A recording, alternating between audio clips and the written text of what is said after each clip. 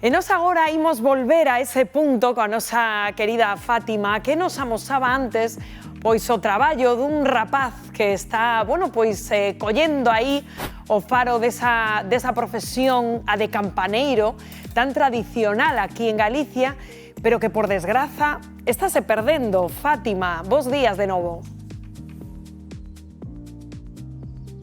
Bos días de novo, pois aquí estamos con Bruno, di Rocío, presentadora, que está perdendo esta tradición tan fermosa. Como ves ti? Home, sí, un pouquiño se está perdendo porque, bueno, o tema da igrexa cada vez vai a menos, as ideas da xente van cambiando porque, bueno, a xente, o dos enterros pola igrexa, isto vaise perdendo, a xente xa non ven á misa, e pouco a pouco, pois, isto vai quedando no olvido, xa se perderon moitos toques de atos que se facían nas igrexas, como os rosarios, ora non se rezan os rosarios, entonces un toque perdido.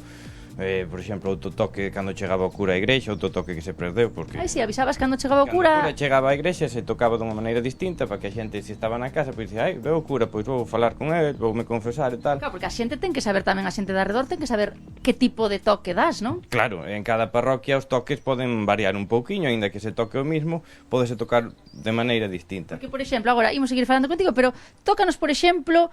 A festa, non che vou pedir a enterro porque senón a xente vai se alterar, non? Eso despois. Primeiro a festa, para que a xente veña. Vamos facer o toque das vísperas da festa, por exemplo. Veña, non vais caer por aí abaixo, non? Vale. A ver que escoitemos. Soa moi forte. Sí, está por feito. Vale.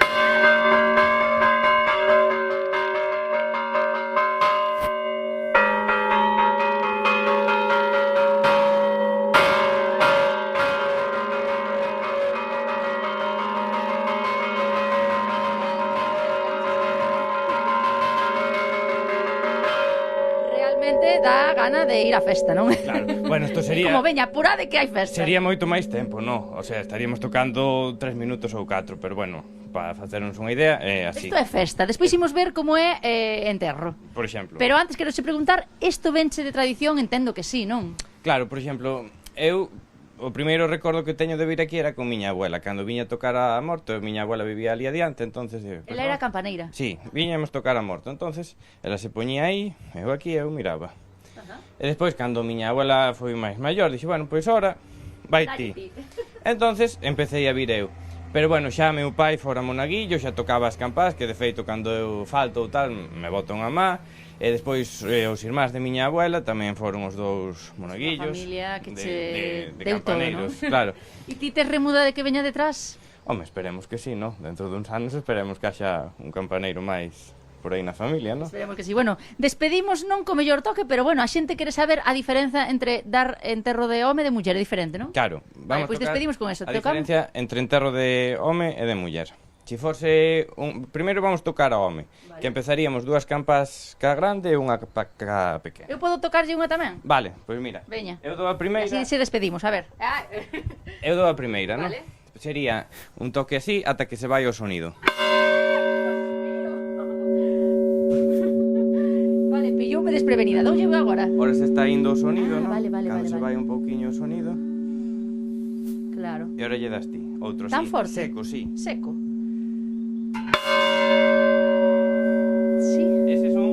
Ca grande, entonces eso quere dicir que o enterro é dun home. Vale. Cando se vai un pouquiño máis o sonido desa, lle damos un con esta.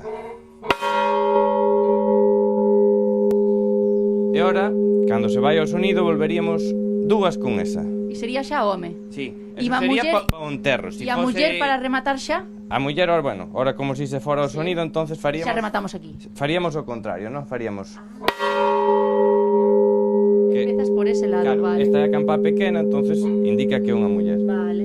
Entonces, ahora vais o sonido outra vez, cando se vai un pouquiño o sonido, outra vez. Lle das outro. E os veciños teñen que entender todo isto perfectamente. E ahora sería unha con esa. Pois aquí despedimos, amigos. A ver, despois imos ter que ir por aí para avisar a xente que non morreu ninguén. Claro. Veña, graciñas, Bruno. Qué bonitos son para despedir este directo bonito e inquietante, porque a min estaban me vir recordos tristes, a verdade, escoitando este son, que siga por un pouquiño a pel de galiña, María? Pon os pelos de punta, e ademais, nós, por exemplo, ali nas nosas parroquias, como as aldeas están todas cerca, depende se está o aire de baixo ou de arriba, oímos perfectamente cando toca campana a morto, e xa din que a morrería que toca a campana a morto, e tamén se oi precisamente se o aire está ben, se é a muller ou a home.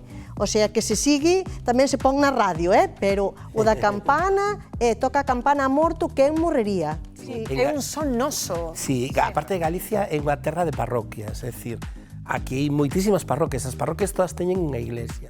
Entonces, eso é natural, pero non só é a morto e a diferencia de muller ou home ou a festa, por exemplo, pos incendios tamén tocaban, é dicir, é algo que é moi noso e que non se debería perder, a verdade. De logo tamén os recordos que trae, non? É dicir, eu no meu pobo, non, en Nigrán, justamente en Panchón, dentro de Nigrán, non? Pois na parroquia, que ademais é unha parroquia, o sea, ten unha igrexa grande e demais, vamos, eu recordo estar aí con miña avoa en casa e cando tocaba aí eses sons de morto, pois sempre preguntaba a miña avoa, quen habrá morto, non? E logo viña a chamada, non? De chamar aí as amigas e amigos, non? De dicir, que morreu, non? É dicir, son recordos ao final de pequeno que aínda se sigue, digamos, conservando esa tradición en tantísimos povos en Galicia, pero é o son galego, por excelencia, é o son galego das campanas, non?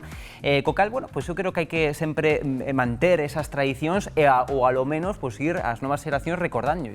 Chamamos a atención que sexa un rapaz de 26 anos un dos que abogue por manter isto vivo, non? É curioso. Postísimo, pero sobre todo eu pregúntome se no aninovo el se vestirá igual para dar as badaladas.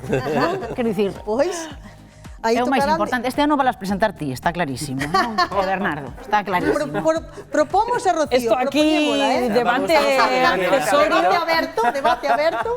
En fin, aquí falando das campás, pero eso, sí, chamamos a atención que se manteña, non? Esta...